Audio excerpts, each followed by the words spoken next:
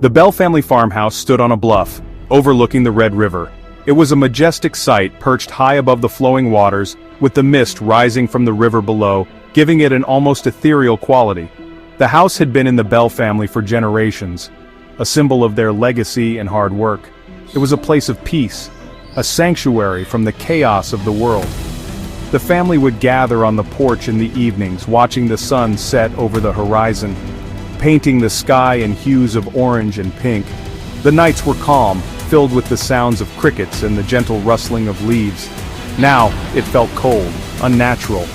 The once warm and inviting atmosphere had turned eerie. The wind howled through the trees and the sky was often overcast, casting a gloomy shadow over the farmhouse. It was as if the very soul of the place had changed, leaving behind a sense of foreboding. Betsy Bell loved her home, her family. She had grown up within these walls, surrounded by love and laughter. The memories of her childhood were etched into every corner of the house. But now, those memories seemed distant, overshadowed by an inexplicable dread that had settled over the farmhouse. But something was different. A chill in the air. It wasn't just the cold of the approaching winter. It was a deeper, more penetrating cold that seemed to seep into the very bones of the house. The mist, that once added to the charm of the place, now felt like a shroud hiding unseen dangers. A whisper on the wind. The trees seemed to speak in hushed tones, their leaves rustling with secrets. Betsy often felt as if the wind carried voices, faint and distant, but unmistakably there. It was as if the very air around the farmhouse was alive with unseen presences. The year was 1817, a time when life was simpler, and the world moved at a slower pace. The farmhouse had stood the test of time, witnessing the changing seasons and the passage of years. It was a relic of a bygone era, holding within its walls the stories of generations. Life in Adams, Tennessee was simple. The townsfolk knew each other by name and the community was close-knit. The Bells were well respected, known for their kindness and generosity. The farmhouse was a gathering place where neighbors would come together for celebrations and support each other in times of need. But darkness was creeping in. It started with small, almost imperceptible changes. Shadows seemed to move on their own, and the nights grew longer and more oppressive. The once familiar surroundings now felt alien and threatening, as if the very essence of the place was being consumed by an unseen force. It started subtly, an unease, a feeling that something was not quite right. The family began to notice strange occurrences, objects moving on their own, unexplained noises in the dead of night. It was as if the farmhouse itself was trying to communicate, to warn them of an impending danger, a sense of being watched. Betsy often felt eyes on her even when she was alone. The feeling was unnerving, a constant reminder that they were not alone. The farmhouse, once a place of comfort and safety, had become a place of mystery and fear. The Bell family could only wonder what lay ahead. Betsy, a young woman full of life, felt it first. A presence. Shadows moved at the edge of her vision.